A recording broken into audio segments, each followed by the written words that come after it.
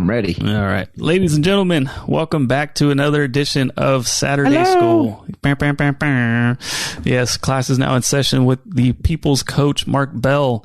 If you guys have any questions for the one and only Mark Smelly Bell, hit us up on Instagram at Mark Bell's Power Project, at MB Power Project on Twitter. Hit us up with the questions you have for the man. And real quick, just some house cleaning. Thank you to Piedmontese for sponsoring this episode.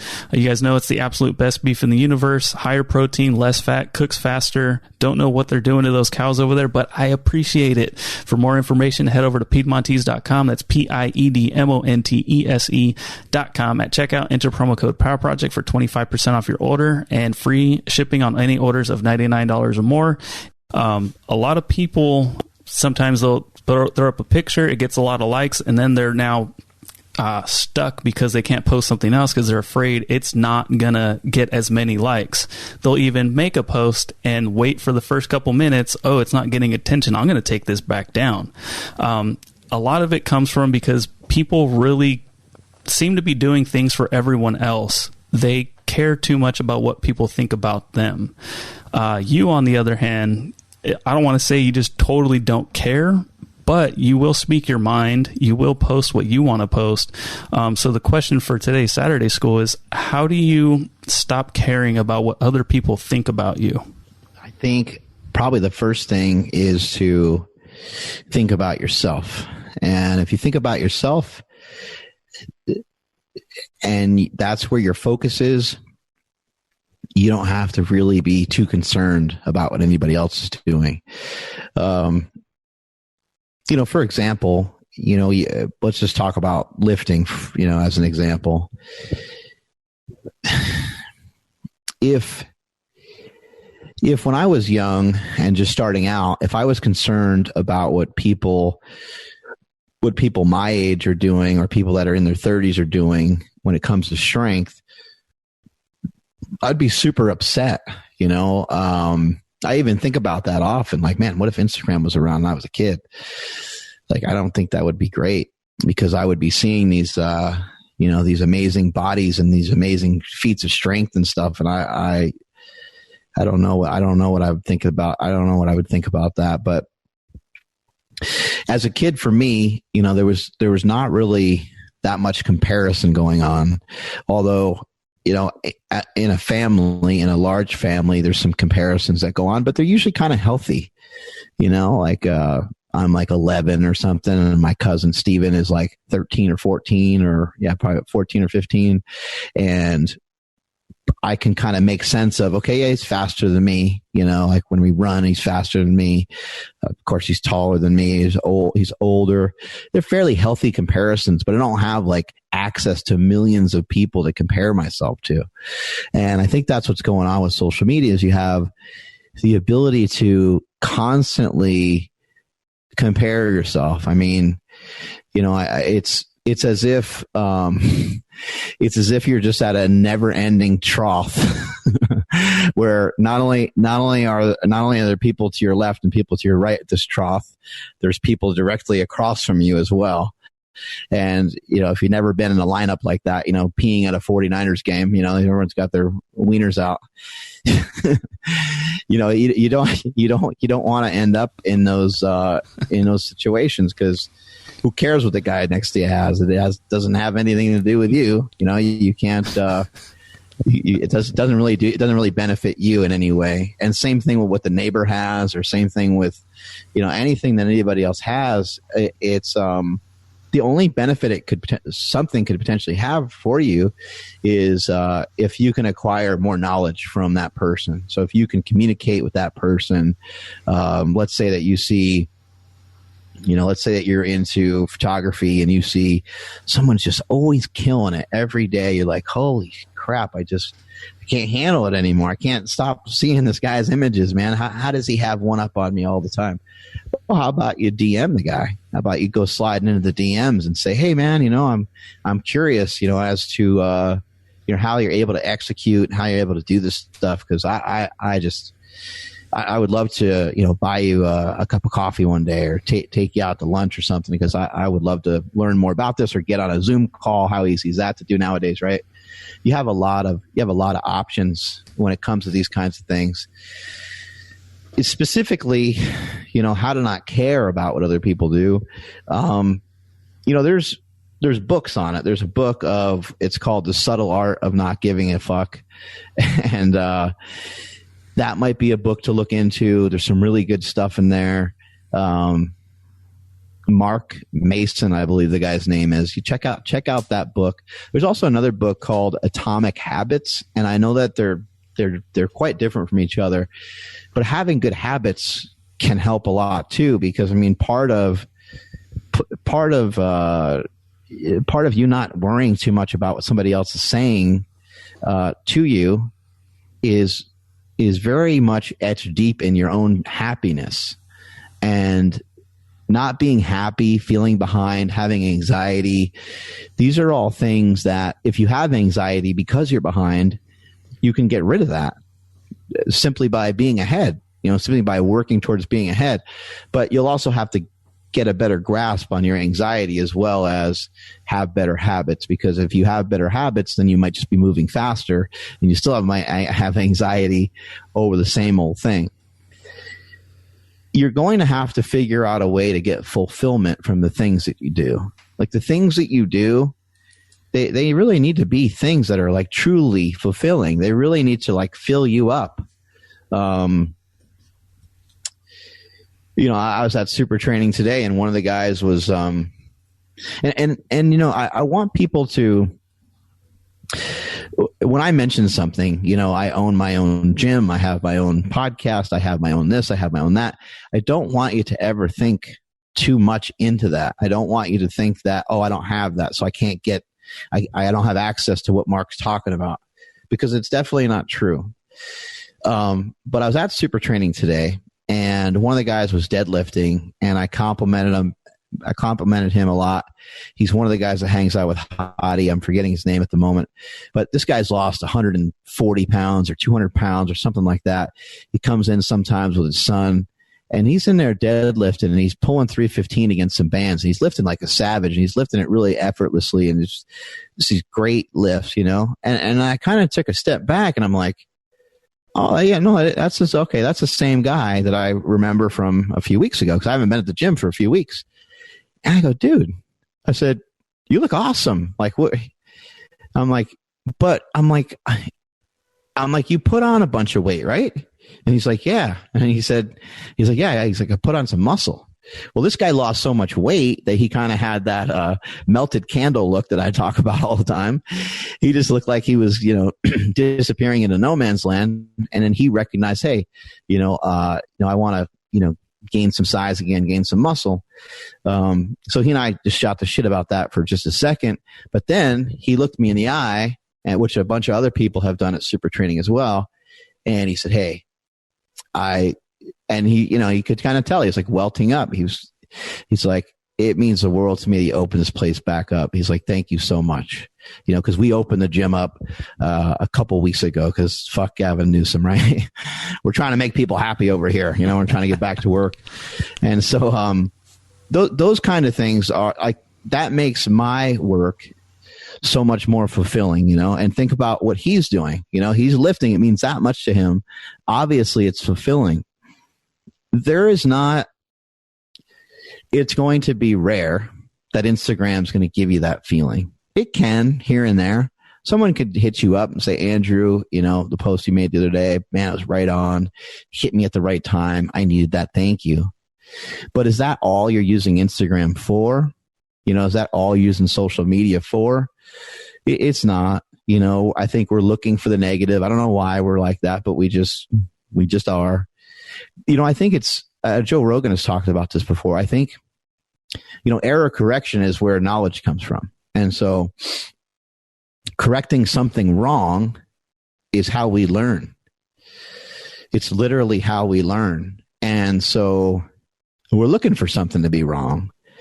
We're looking for something to be messed up. Every time you put your glasses on, Andrew, you've probably been wearing glasses since you were a kid. Pretty much every time you put your glasses on, the first thing you're looking for is like smudge spots on your glasses to make sure that you can see okay. And it probably drives you crazy when they're not clean, right? They're always dirty, and yeah, it's the worst thing ever. I hate it. Yeah. And so you're not so grateful that you have these glasses that are going to help you to be able to, like, you can't see for shit, right? Without them, right? I mean, I could strain to 20/20, but then I'm straining, and then eventually, like a couple hours later, I'm hurting. Right. But no, absolutely, I need them. Yeah, you need them, and if you were to put them on, and all you ever knew was that they were always kind of cloudy, you would still be so grateful that they're just the way they are, just so you can see a little bit better. But my point is I think we're designed to kind of point out what's wrong. We're designed to. How many times have you gotten a bunch of good news, and you're like, when I see Andrew, I'll tell him tomorrow. Like, that's a cool story.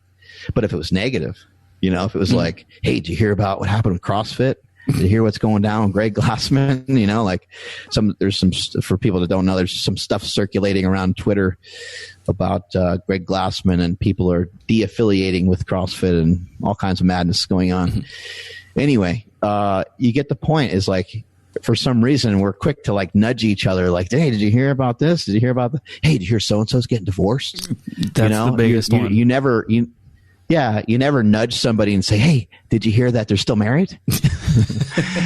you nudge somebody and say, hey, they just celebrated their 20th anniversary. Like, you don't say it that way.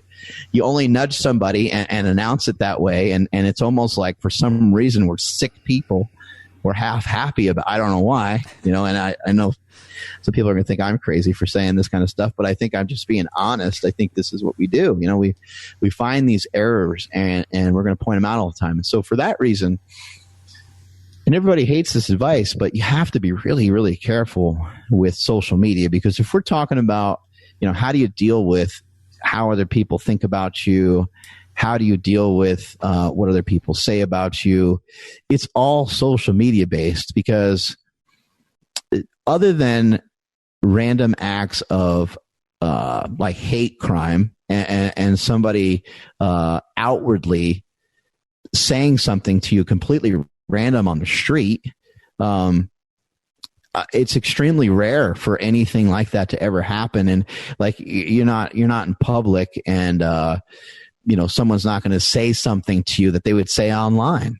Online they might say, oh, dude, you're not even that strong. You're not going to run into somebody at the grocery store who's going to say something like that. Or, if you're in a tank top and you're in the grocery store, someone's not going to be like, you think you're a bodybuilder? Like, you know what I mean? Like, that would be, it would have to be somebody that is, really completely irrational and out of their mind, and you'd probably just shrug it off and be like, what? Or you might even get into altercation with them, depending on the person, right? But the point is that social media is kind of set up for that. It's set up for, hey, here's what I'm presenting. What do you guys think of it? And then once you ask people what they think of it, that's where everything gets all screwed up. When I created the Slingshot or created any of the products that we have, it was a committee of one, party of one, because I don't fucking care what anybody else has to say, because this is what I think is good. This is what I think is going to be cool. Now things are different, because the people that we've selected to work for the company are people that belong there 100%. And after I have an idea and feel like it's a pretty good idea, then I start to kind of go around and I'll ask Tom, and I'll be like, oh, what do you think of this idea? Or I'll ask you, or I'll run it by Nsima, I'll run it by some different people, because I know that we all think in a very similar way nowadays, because we all kind of understand what the company is about and those kinds of things. But people aren't going to understand what your overall mission is. There's a saying from a guy named Karl Popper, which I'm a huge fan of this saying. And he said, no one can deliver a message that's going to be, totally understood. Actually, I need to look up the quote now, because now I'm messing it up, I think. I'll look it up here. But basically the point is that it's very difficult to have a message that's specific, that doesn't get a little bit messed up and doesn't get interpreted by other people differently. If you think about school, school a lot of times say like, hey, open up your textbook, and you open up your textbook and you might be talking about something that's pretty factual. It might be a history lesson or something. And the teacher is going to give you their interpretation of like what is in the book. It's going to be, it could be the vantage point of white people, right? Well, the vantage point of the Indians is going to be way different. The vantage point of the African Americans is going to be way different. The vantage point from the Mexicans would be way different. And that is true across the board. Even the Bible, even like the quote unquote word of God, all of church is kind of designed around that. Okay, crack your Bibles, open up to this page. And then somebody gets up and gives a testimonial and like, here's the way that I read that passage in the Bible. And they go up and they explain it, and everybody at church is completely floored and they can't believe it because they had this experience where they agree so much with the person that was on stage, because they're like, I never thought about it that way. I actually thought that in this passage that this meant this, but now I recognize that it means something quite different. That was really helpful to me. Thank you so much. It's because the interpretations of people are going to be so vastly different. So here is the quote from Karl Popper. It's impossible to speak in such a way that you cannot be misunderstood. I'm going to read it again. It is impossible to speak in such a way that you cannot be misunderstood. Like no one in the history of the world has ever been able to communicate a message that doesn't get misunderstood, that doesn't get interpreted. Maybe it's not even always misunderstood, but it's going to get interpreted a much different way. If I said, like a quote of mine it's not of mine, a quote that I like is, a violent attack today is better than a well-planned attack tomorrow. Well, one person might think that I'm a complete maniac and that I'm in favor of violence. And really, no, I'm kind of more like, it's, attack the day, bro. Like, go get after it. I don't mean to be violent. I just mean, be aggressive with your day. Like, I didn't mean it that way. And so anyway, the whole reason to mention any of this is the fact that when you make a post, you have to understand there's going to be negativity to it.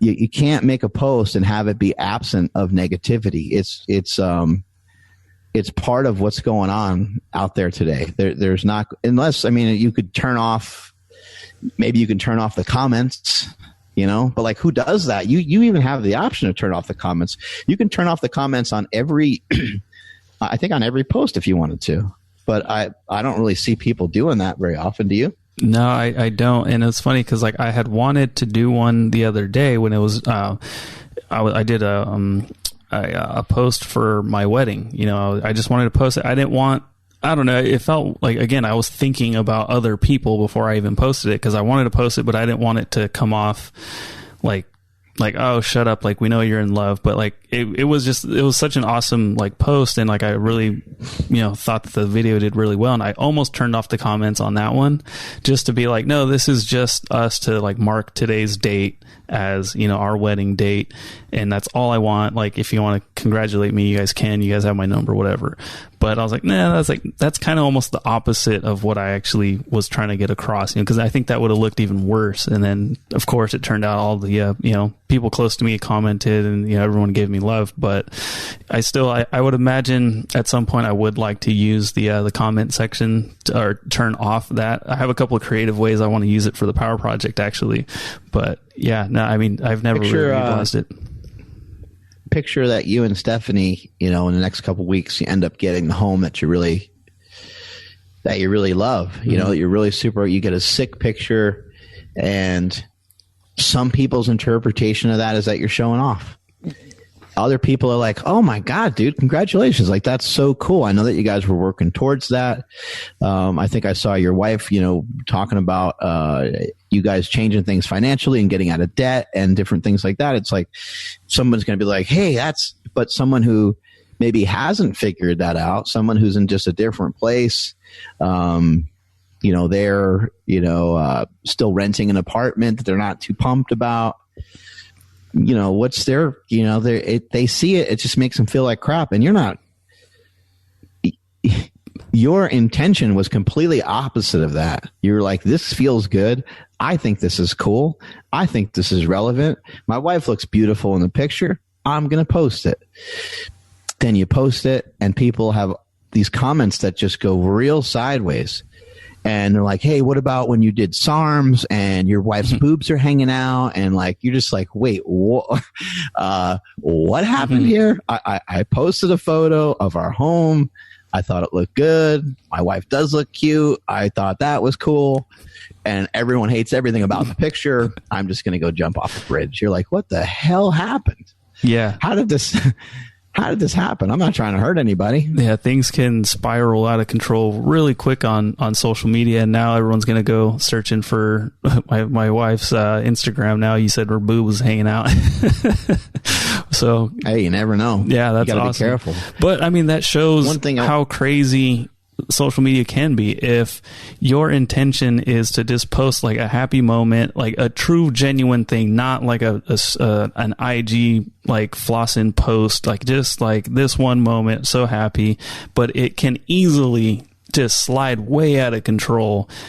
If something is so I can't find the word, but I'll just say off balance like that, you shouldn't put too much weight on it because it's gonna fall off anyways. Yeah, there's a lot of irrational thought going on in the world right now. And it's like an irrational thought happens.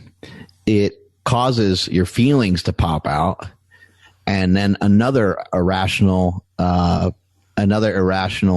process happens in defense of that. You know,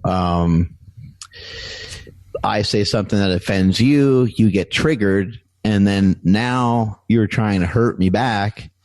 And it's like neither one of us got anywhere. Like it wouldn't be any different if we fought. We both punched each other and it hurt. That's like all we learned. Mm-hmm. Yeah. And you might learn someone's, Yeah. And has anything ever like really happened to you because you posted something that pissed someone off, or, you know, somebody said a hurtful comment or whatever it may be?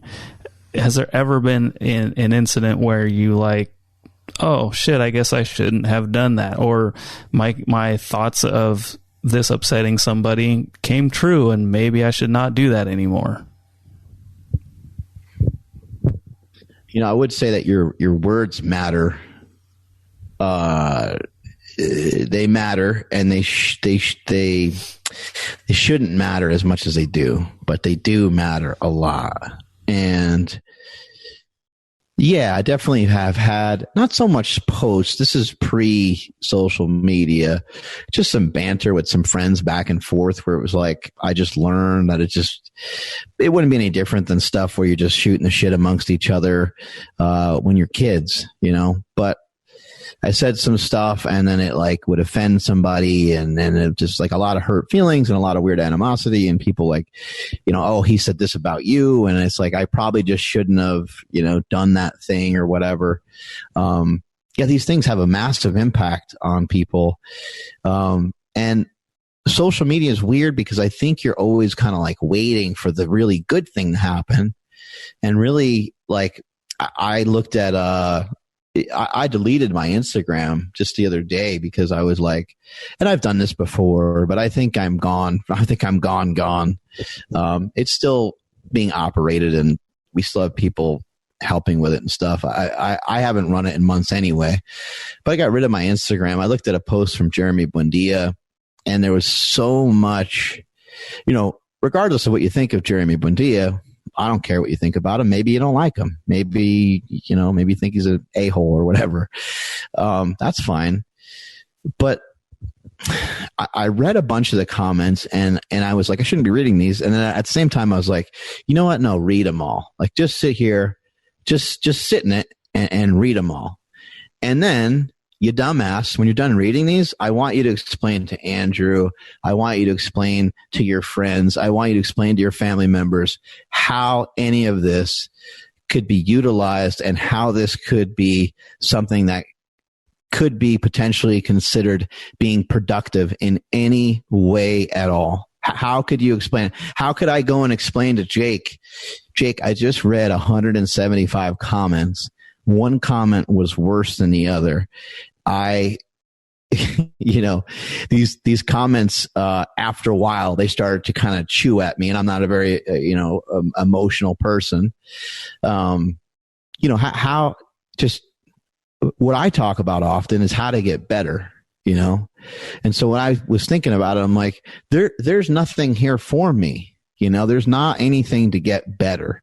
I have education. I have knowledge of a lot of different people, and I could simply make my staff aware of, hey, if you see anything that's cool that you think that I would dig because it's from philosophy, or if it's from, some new study about, what makes people feel better when they do this the first thing in the morning, or whatever the heck it is, you see something like that, please make sure that I see it. I could even just tell my friends and see it that way. But I just felt like there ain't nothing on here that I need that's going to assist me.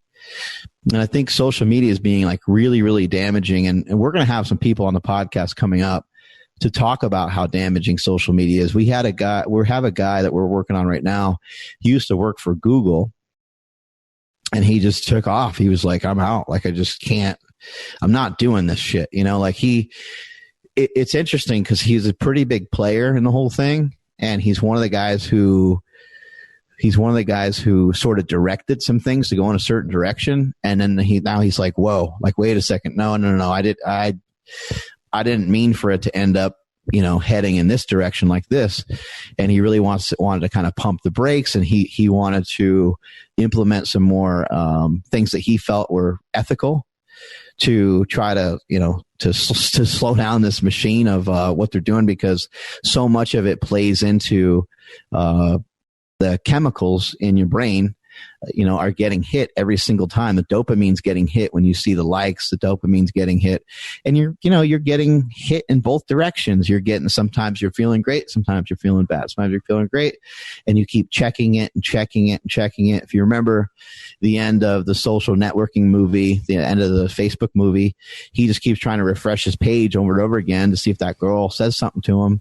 He's just refreshing it. I mean, how many of us have been there to try to see it only had that last thing only had 29 likes. The computer must be broken, or my phone must be broken. And you refresh it again. It's still stuck, and there's still only one comment, and it's from your mom. And no, something horrible must have happened. It's got to be messed up or whatever, But man, it's super damaging. And what I'd like to kind of finish with is this thought is, I know we weren't intending on only talking about social media, and I don't want people to think that I'm just here to bash social media, because I love it. There's a lot of fun things that happen from it. We see a lot of funny memes, where do we get our SpongeBob memes from? Those are the best, and there's a lot of fun stuff that can happen on there. But I want you to question, where do you spend your time? You hear that often. People say, you're the byproduct of the things that you read, and you're the byproduct of the people that you hang out with. You're the byproduct of, I'll change read since I don't ever read. You're the byproduct of what you digest. What are you taking in every day, and who you're hanging out with. And also, when you think about who you're hanging out with, how does social media not get factored into that? Because you're literally hanging out. I mean, we're hanging out right now, basically. And this is through a network. This is through a computer. This is another way to communicate. And who are you hanging out with? Are you hanging out with Instagram? Are you hanging out with forms of social media more so than you're hanging out with anybody else? The most important person you need to hang out with is yourself. And if you have anything remotely just off with you at all, whether it's something small let's just say you're not that confident with your shirt off or something, which is it's a very common thing. That little fucking thing will get eaten away and chewed up on and spit out 900,000 million fucking times if you're on social media, even if you don't post a picture with your own shirt off, because everybody else has their shirt off. That is a very innocent thing to have an insecurity about. That is not a huge deal. and maybe even you're trying to work on it. Maybe you're doing push-ups and you're trying to train, you're trying to exercise, but then you just keep seeing, and no, again, the person that posts a picture of the shirt off, if it's me or Michael Hearn or whatever, we're not like, oh man, can't wait to make these guys feel really bad. Maybe every once in a while. No, you're not trying to make anyone feel bad. You're trying to be like, hey, I'm proud of what's going on here. Like, I think that maybe people think that you've always been built that way. So they're just like, shit, man, that's super cool. But you're really just pumped and you're excited because you're like, you should see how I used to look. Like, you have this ability too. You can make these large changes. But what I want to shift towards a little bit, and I know we've been going at it for a moment here, but this is a big question, and it's something that, people need to really dive into, is I have to go to my dad's quote. We got Father's Day coming up, and we have a Strong Dad t-shirt that will be, I think it's actually free. It's going to be free on markbellslingshot.com. So make sure you don't miss out on it. I think we only printed like 400 of those bad boys. But on the back, it has my dad's quote. Part of knowing who you are is knowing who you're not. And I also will admit, I don't know if that's my dad's quote, but that's what he told me when I was young, and I just always gave him the credit for it. But that's massive, in understanding, it's just, it's hard to really kind of put into words, because as I mentioned earlier, words do matter. Words do affect you. I haven't cried in a negative way from social media ever, but I have cried in a positive way from social media. Actually, I now that I think about it, I guess I cried a little bit in more ways than one.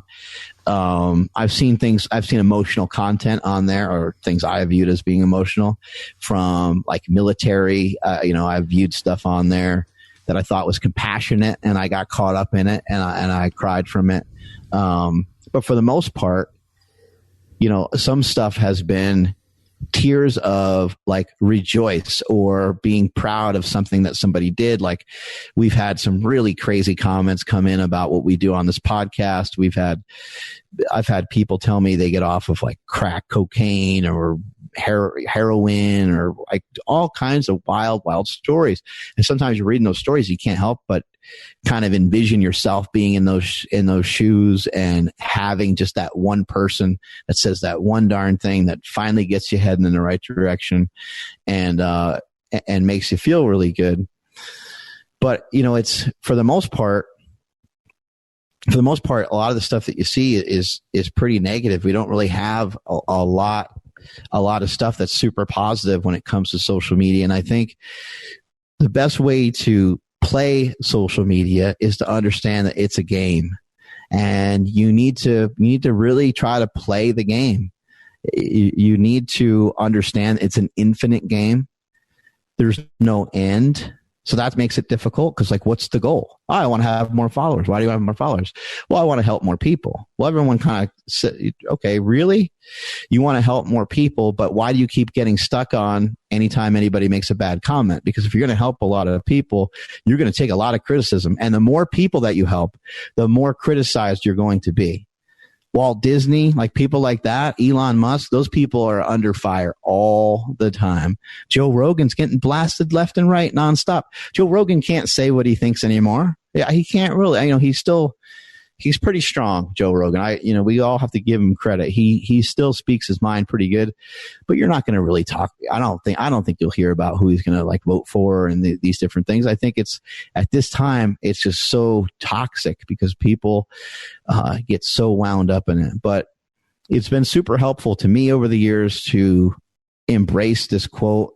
Part of knowing who you are is knowing who you're not. I don't have to worry or be concerned about what somebody from the other side of the planet says or what somebody says to me. I'm not that person. I'm not living their life. And that's the other thing too is, one of the girls, that we, get a lot of slingshot stuff to, Amanda, I'm forgetting her last name. She dates, TP Hulk. Forgetting her name. Oh no, she isn't. I'm sorry. I said the wrong. She dates, not TP Hulk, TP, Papula. She dates TP Papula. Anyway, her name's Amanda. I forget her last name, but she her and I were going back and forth on some Instagram stuff, and it was all real positive. She made a great post, and I wrote back to her. I was like, super appreciative that you put this message out here. This is great. And she was like, yeah, even though we differ on a lot of things. And I thought about that for a moment. As soon as she said that, I thought about it. I wasn't offended. She was like, we differ in a lot of our politics. And I was like, well, of course we do. You're 27, and I'm 40. Like, we're at completely different points in our lives. So again, part of knowing who you are is knowing who you're not. Even just recognizing you're in a completely different age category than somebody. My nephew, Hamish, he's 7. What's his interest when he wakes up? He's 7 years old. He's at the beach house. He's turning on SpongeBob SquarePants. Every time he gets the remote, he's talking to the remote. It's like SpongeBob. And then we're hearing dun, dun, dun, dun, dun, dun, whatever the music is or whatever. Lives in a pineapple under the sea, and it's, off to the races again. So he's going to have way different interests than what I have. Like, someone might say, hey, what do you guys want to have? And just always his answer might be ice cream. Whereas somebody else is thinking differently because they're not 7 years old. They're like, oh, I'd love to have a sandwich for lunch, So we're going to have a lot of different interests, even just in accordance to our age, in accordance to whatever the things are that are kind of more in front of us, at that particular moment. But that's always been helpful to me is to rely on that. And also kind of finish lastly with, you have to think about how irrational it is. If you were to, like Andrew, if you were to come to me and Nsima, and you were like crying hysterically, we'd be like, holy crap, like, what is going on? Like, Andrew is not normally like, what the, and Nsima and I, like, we're automatically thinking like, oh man, like something crazy happened.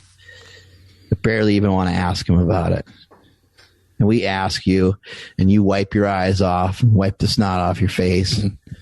And you say, 3 people on Instagram think that I'm getting fat. We would be like, Andrew, or 3 people said, I actually saw somebody recently saying the podcast is better when Andrew doesn't talk or something like that. Right. Mm-hmm. Mm-hmm. So, but let's say that of course that doesn't feel good to see that. It doesn't feel good to hear that. It doesn't feel good for that to, be in there. Right. But it shouldn't, it's maybe something you recognize and you're like, I kind of wonder why he said that. That's interesting. Did I suck on that podcast? I don't know. It makes you probably overthink it even more than you should, because you probably shouldn't give it. Any attention. But my point is that I think that it ends up being pretty irrational, because it's hard to think about these things rationally when somebody's trying to cut you up like that. Because again, it's an irrational thought to begin with. What that guy said wasn't helpful. He wasn't like, hey man, like Andrew, like dude, like you didn't know that much about that topic. It would be cool if you research that particular topic a little bit more if you're going to speak on it or whatever. Like, even that's kind of negative. But if he just had a positive recommendation, hey, I liked on the other podcast a couple weeks ago when you mentioned this. I think that fits, your line of thinking better, or whatever the hell it would be. But man, it's usually purely negative. And a lot of these negative things, they come from an irrational place. And so that is what we were fighting against. We're fighting against a lot of irrational thoughts. These are irrational memes that are passed on from, person to person. Now these people think that if you vote for Trump, that you're automatically racist. Now these people think that if you have this idea or this concept, that you're automatically this way. Like I love West Side Barbell, so that means that I can't also like bodybuilding. I can't, I like powerlifting. So it's no, you only talk about powerlifting. I don't want to hear anything else from you. That's all you're allowed to talk about. These are very I'm not allowed to run. I'm not allowed to go and work on running because I'm a power lifter. I'm not allowed to go from powerlifting to bodybuilding. I'm not allowed to go back into powerlifting after I did a bodybuilding show because now I'm a bodybuilder. You know what I mean? It's like these things they're so irrational. They're so far-fetched. And unfortunately, these are things that we have to talk about.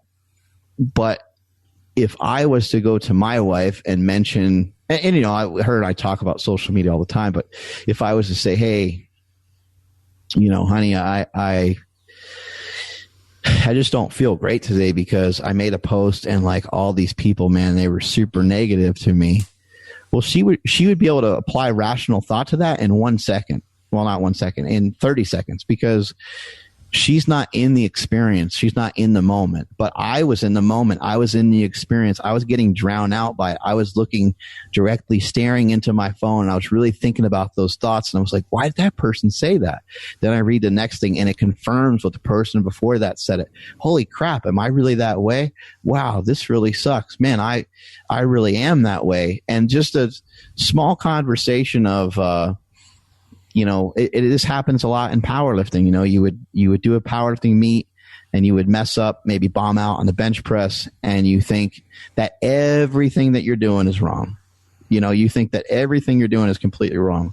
And in regards to social media, I think a lot of us end up subconsciously feeling the same way. We feel like everything now all of a sudden, because one person makes one irrational comment about you, now you start thinking irrationally, and the whole podcast is a mistake. Like, shit, man, like, what are we doing? This guy, you know, this guy, or if you say this guy is an asshole, man, I can't believe he said that. And then the next week you see the same thing. And then the next week you see a couple people say something.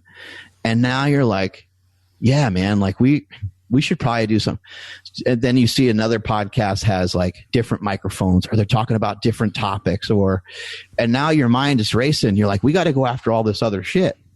And man, that is a dangerous, dangerous place to live in. And so to try to give an answer to this question of, you know, how do you like not care?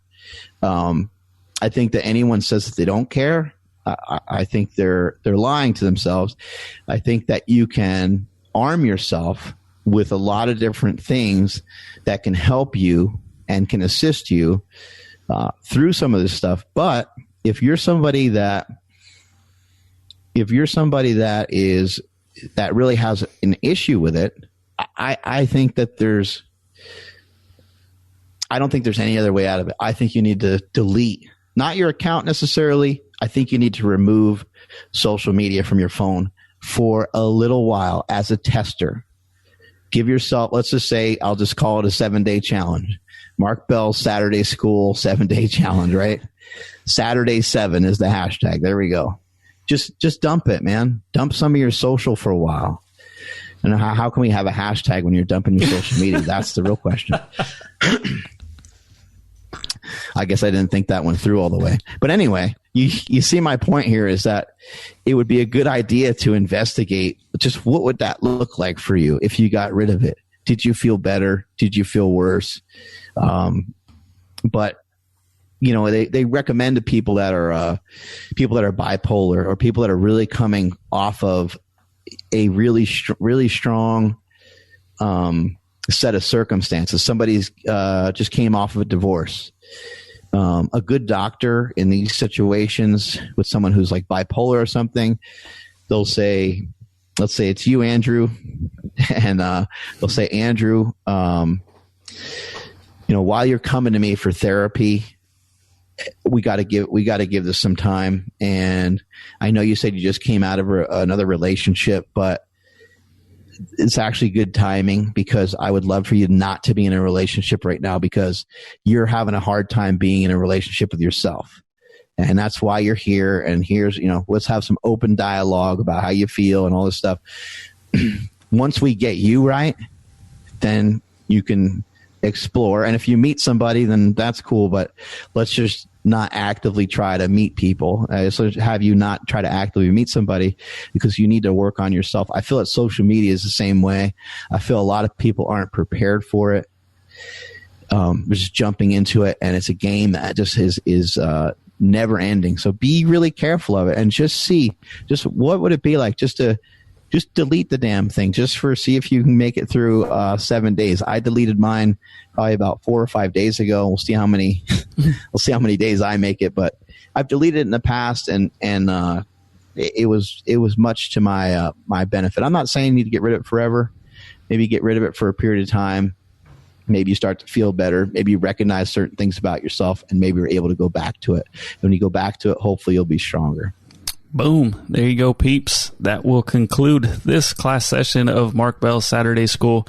Hope you guys appreciate it as much as we do. I know I love these conversations. It's really cool listening to Mark really get deep into certain topics. So if you do, please let us know. Drop us a rating and a review on iTunes. Hit us up on Instagram at Mark Bell's Power Project. Hit us up on Twitter at MB Power Project. Sorry about that.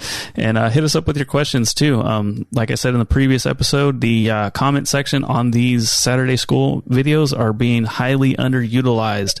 So that is a great place for you guys to reach out and for us to see it. Mark, I know you're kind of taking we'll call it a fast from social media, but you're also accessible and you are on multiple platforms. Where can people get in touch with you?